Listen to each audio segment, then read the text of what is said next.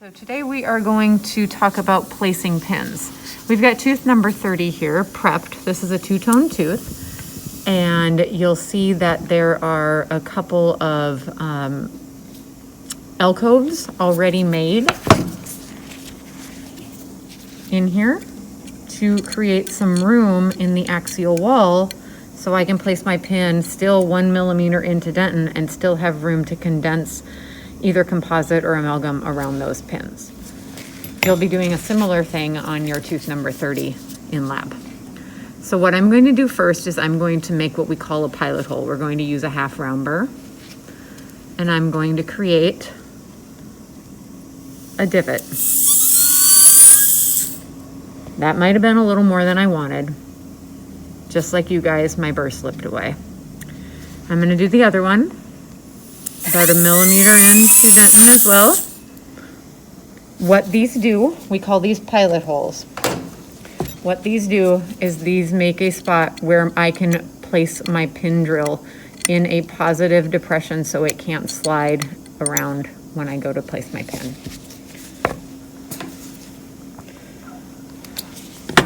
So placing the pin, I'm going to switch over to latch.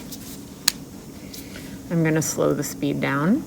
I'm going to go down to about 3,000 RPMs.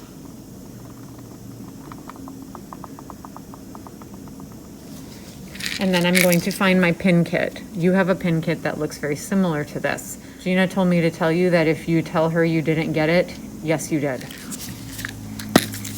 In your pin kit, you've got several things. You've got a twist drill.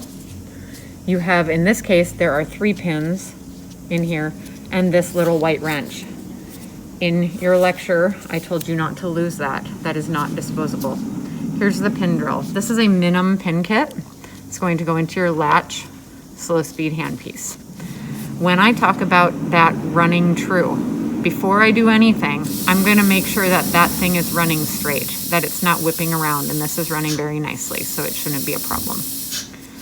Okay, so now that I've made that hole, remember we line up with the outside, the root surface of the tooth at the point that we're placing the pin. I maybe get a little OCD about this. I've got good finger rest. Obviously I'm working from the patient's throat, probably more just so you guys can see. And I'm gonna line this up. And when I get to the point when I feel like I'm comfortable, I'm gonna go in and I'm gonna in and out. And that's it. As fast as you can. I even burn that just a little bit. I'm gonna do the same thing on the other side, lining up. So that little hole that I made, that pilot hole with the 1/2 round burr, makes that sit in there very nicely. And out. That one went actually better. Okay, to place the pin. I'm not going to place the pin with the I'm going to place the pin with the hand wrench. I'm not going to place it with the drill. This actually snaps into place. So there's a little bit of a tug there. When I go to put this in, I'm still going to try and line up with the outside surface of the tooth just to make sure I've got that correct orientation. And then I'm going to start giving it some pressure. Sometimes you have to push down with your finger from the top to give it some vertical pressure and then twist. Of course, my patient's moving around here. Thank you. Twisting that in until it shears off. Maybe. In this case, doesn't appear that it is doing that. So this is a good point to make. Sometimes things don't quite go exactly how you want. So that pin is in there, but I don't know how stable it actually is. That might be the situation where I talked about in lecture that you would need to say, well, we can't put a pin there. I need to find an alternate location or maybe go with some other form of retention. So now I'm going to put the pin in on the distal. Same thing, twisting it into place. Hopefully this one goes better. Once it starts threading, then you can kind of take off some of that vertical pressure and just let it thread in. There, that one did much better. That was actually the much better placed pin to begin with. If these pins, for instance, this one on the mesial is bent all out of the plane of the tooth, I can use what we call a pin bender. That's this little instrument here. You can check this out from Dawn or Gina. This is not disposable and you don't all have one. So you'll need to go up and get a pin bender. When I go into a pin bender, I'm going to grab the pin like this and then I'm going to rotate and bend that pin in.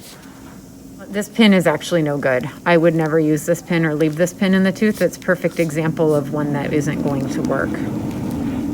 If I have a pin, so what would I do? I would actually probably, if this is wiggly enough, I could probably just wiggle it out of the tooth. If it's not, I'd probably just cut it down a little bit shorter. To cut a pin down shorter, I only have a 1/4 round burr, so it's not going to be as easy. I would maybe use a 330, but a 1/4 round will probably work. Back up on high speed. And then we need to stabilize a pin with your forceps. And then you'll come in. That is easier said than done.